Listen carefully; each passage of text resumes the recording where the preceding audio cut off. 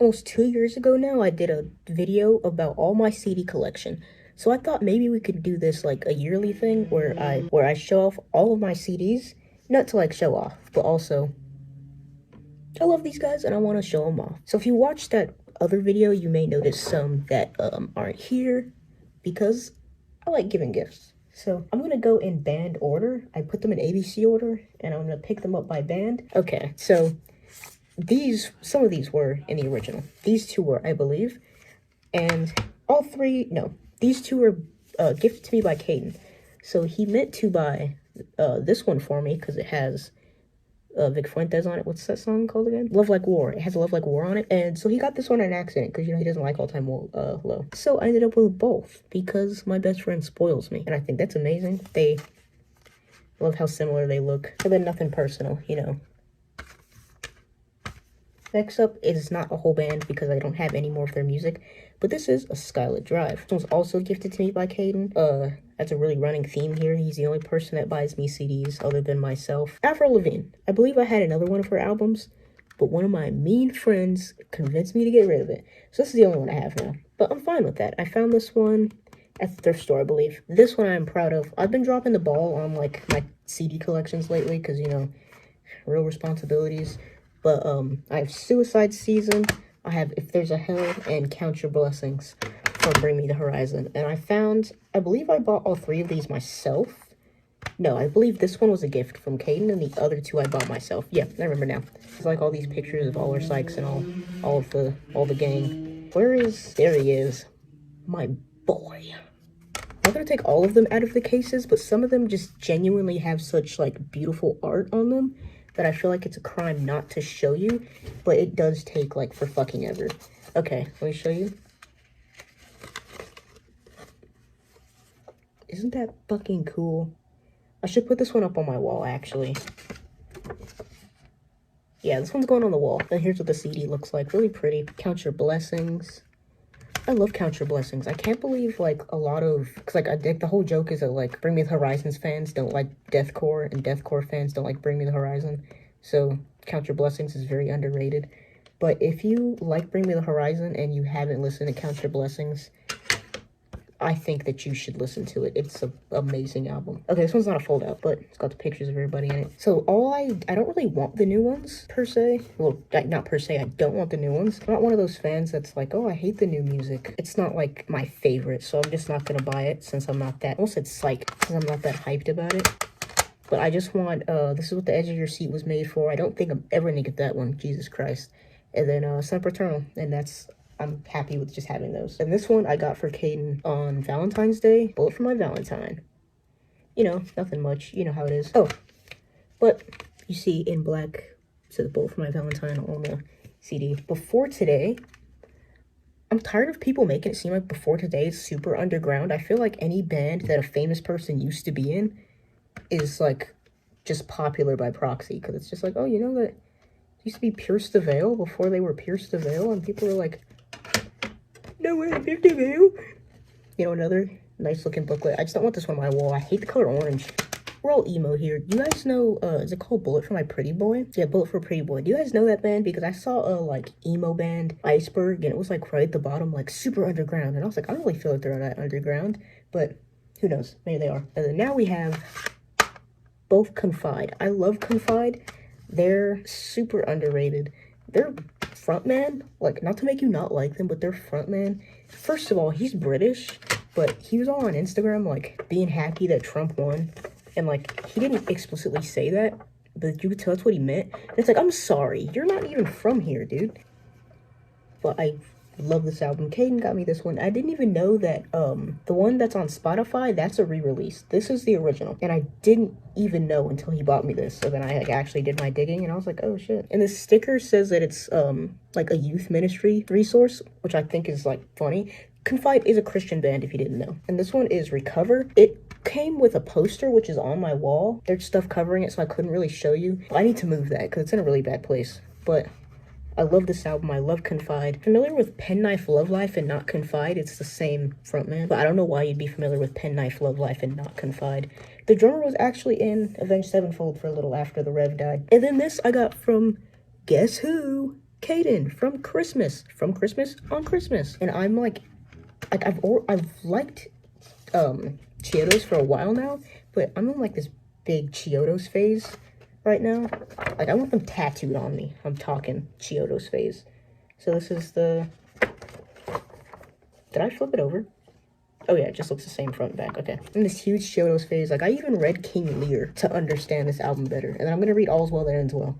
But like it's kind of boring, and King Lear was actually good. So I don't know. Did I show you guys the CD? There you go. And there's the back. But I love this one so much. I really do love this one. In terms of collections, I probably wouldn't get Illuminatio. I do have an Illuminatio poster over, it's just right at a screen. It's like right here to where you guys can't see it. But I have an Illuminatio poster. I don't really like that album that much, sorry. I'll try to listen to it again. It's just Craig Owens isn't on it, and that's the person that I listen to Chiodos for. Not like the other guys don't matter, but you know, then we have Infinity on High, Fall Out Boy. Caden got me this. I feel like you could just assume that Caden got me a CD unless I say that he didn't. I was upset that it doesn't have, is it Whams? It doesn't, not Whams, what the hell? Fucking, geez, not the same album, please don't, I'm not a poser. It doesn't have the song on it. Bang the Doldrums. No, it does. What am I talking about? The gay one, the fucking, you guys know what I'm talking about? I don't know. Okay, now we're getting into some deep cuts. I got a signed If Not For Me, and I saw them live at Warped Tour, and okay, Caden might not like me saying this embarrassing story about both of us, but I am, and I'm gonna tell it, because you guys know me, but you don't know him, so it's like, it can't damage his reputation. So, when we were first going into Warped Tour, we got stopped by this dude that was the drummer of If Not For Me, and he was like, hey, take these coupons. I still have them somewhere, actually. He's like, take these coupons and come see us. And we're like, okay, yeah, dude, sick. We went and saw their set. It was fucking sick. It's way better. Okay, if you want to listen to it, I'm sorry, buy a CD. It's better on here than it is on Spotify. And it's football. And it's better live than it is on the CD. So we saw it, and then we saw that they had a meet and greet. So we were like, let's go to the meet and greet. We're waiting there. And, you know, the line forms to meet them. And we got so nervous that we didn't use the coupon to buy the CD. So we ended up paying full price for these when we had a 15% off CD, I believe. And then also, we forgot to ask for a picture. So you're just gonna have to, like, take my word for it that I met these guys and didn't, like, buy this off eBay. I did. We were just so nervous. Keep in mind, I didn't know this band before Warped Tour. So it was my first time hearing about them. And I got so nervous and giddy that I didn't ask for a picture, didn't use my coupon. But I did get their autographs, and that counts for something. Next up, Isles and Glaciers. Didn't buy this one myself. And I love this one. I just think anything that, like, no offense to Vic Fuentes, but I feel like anything that he's involved in, the inside is so boring. Like this is nice, okay? But where's the CD book? Oh yeah, it doesn't have a book. It's just a sheet of paper. Like, are you shitting me? It's cool, but like, come on. But I love Isles and Glaciers. Isles and Glaciers speaks to my soul because I love Vic Fuentes, I love Craig Owens, and I love Johnny Craig. Those are my three goats. And Isles and Glaciers is just like, put them all together. But even then, I'm not one of those people that's delusional enough to be like, hey, we getting another Isles and Glaciers album? No, we're not. Just, you gotta let it go.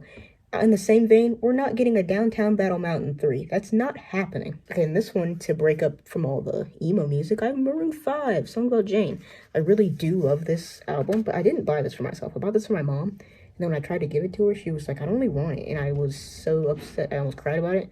But this is an original one from 2003.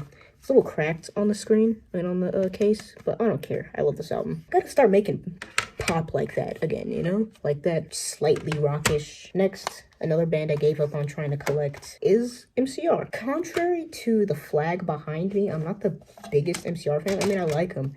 I just kind of feel like I'm outgrowing their music. It was a phase, to be honest. I mean, they make good music, but I'm just like not like crazy about them anymore. I feel like ever since they came back, it's like, oh, okay, MCR's back.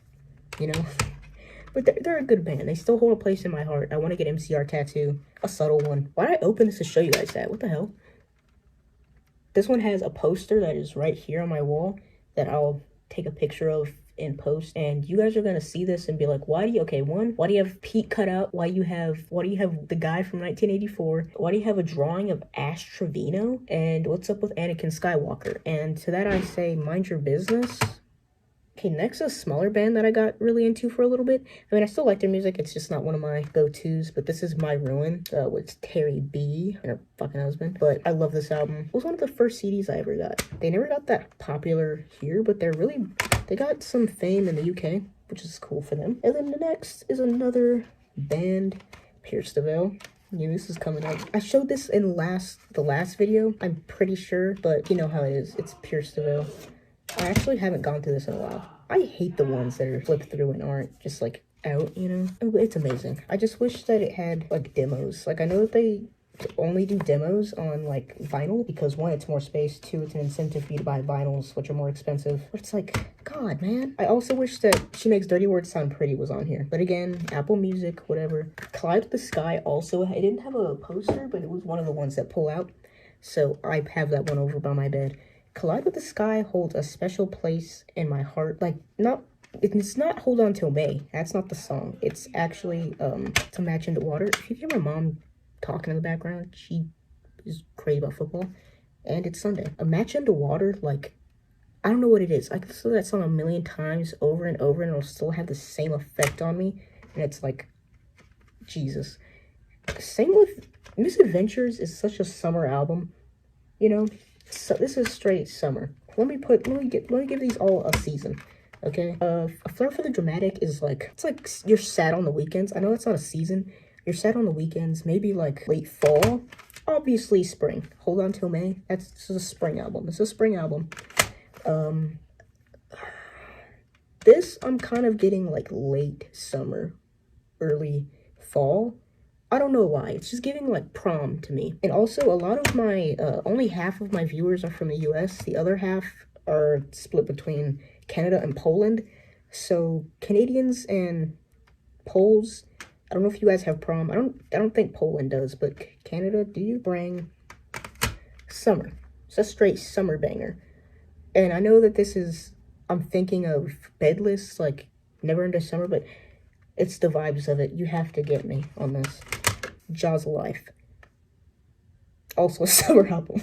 I like this summer. It's just given like, you got time off, you're at a show with your friends, you know?